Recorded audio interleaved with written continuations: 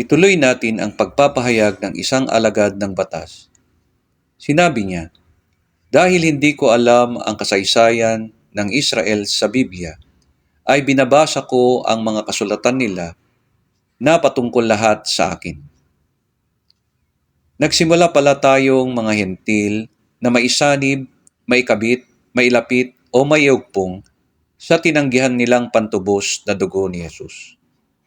Matapos ang rurok ng pagtatakwil nila sa biyaya ni Jesus nang patayin ng mga Israelita si Esteban na alagad ni Jesus, kung kaya't nakatala sa Gawa, Kabanata 10, talata 1 hanggang 48. Gawa, Kabanata 10, talata 1 hanggang 48, na pinapunta ng Diyos si Apostol Pedro sa unang pamilya ng mga hentil, sa bahay ni Cornelio, at ibinahagi ang ginawa ni Jesus na kapatawaran ng mga kasalanan, na matapos makinig at maniwala si Cornelio at ang kanyang kapamilya, ay natanggap nila ang Espiritu Santo bago sila nagbautismo. Pinatunayan ni Apostol Pablo ang pagkakaugpong ng mga hentil tulad ko sa nakatala sa Efeso Kabanata 2, talata 11 hanggang 13. Efeso Kabanata 2, talata 11 hanggang 13. At Roma Kabanata 11, talata 11 hanggang 25. Roma Kabanata 11, talata 11 hanggang 25. Kaya't alalahanin ninyo ang dati ninyong kalagayan. Kayo'y ipinanganak na mga hentil. Hibalay kayo kay Kristo, hindi kabilang sa bayang Israel at hindi saklaw ng tipan na nababatay sa mga pangako ng Diyos. Nooy nabubuhay kayo sa mundo nang walang pag-asa at walang Diyos. Ngunit ngayon, dahil sa inyong pakikipag-isa kay Kristo Jesus, kayo na dati may layo, ay inilapit o inugpong sa pamamagitan ng dugo ni Kristo. Dahil sa kasalanan ng Israel, ang kaligtasan ay nakarating sa mga hentil upang mainggit ang mga Israelita sa mga ito. Kung pinutol ang ilang sanga ng punong olibo at ikaw na sanga ng olibong ligaw ay idinugtong sa puno upang makabahagi sa buhay na nanggagaling sa ugat ng punong ito. Sasabihin mo naman, pinutol ang mga sanga upang ako'y maidugtong. Totoo iyan. Pinutol sila dahil hindi sila sumampalataya. Ngunit ikaw naman ay nananatili sa puno dahil sa iyong pananampalataya. Mga kapatid, isang hiwaga ang nais kong malaman ninyo upang hindi maging mataas ang palagay ninyo sa inyong sarili.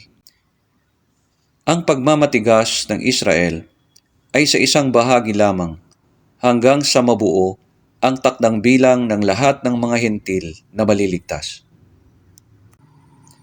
Tunay ngang engrafted lamang o naiugpong lamang ako na isang hentil sa dugo ni Jesus bilang puro na biyaya lamang ng Diyos matapos kong marinig at mapaniwalaan ang mga salita ng Diyos na ito. Napakinggan at nabasa ko lamang ang mga katotohanan ito. Wala akong ginawang mga panalangin, pangangaral, pagpapalayas ng demonyo at paggawa ng mga kababalaghan o mabubuting gawa upang maligtas, na pinatunayan sa Mateo Kabanata 7, talata 21 hanggang 23. Mateo Kabanata 7, talata 21 hanggang 23. Walang hanggang pasasalamat na lamang ang nasasambit ko imbes na palaging nagsisisi ng paulit-ulit. Salamat sa iyo, aking Panginoong Jesus. Ako'y inibig mo at inangking lubos. Walang hanggang pasasalamat ang sayo'y aking sasambitin.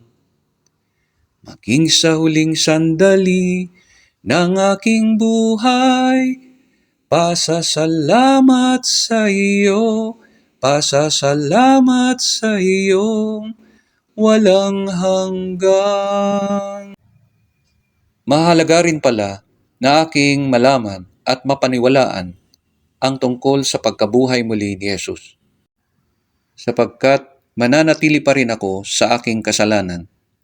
Ito ay nakatala sa unang Korinto, Kabanata 15, Talata 17. Unang Korinto, Kabanata 15, Talata 17. Ang pagkabuhay muli ni Jesus ay isang approval o pagsang-ayon o pagtanggap ng Diyos sa alay na dugo niya na dinala at inakyat sa Diyos sa loob ng templo sa langit.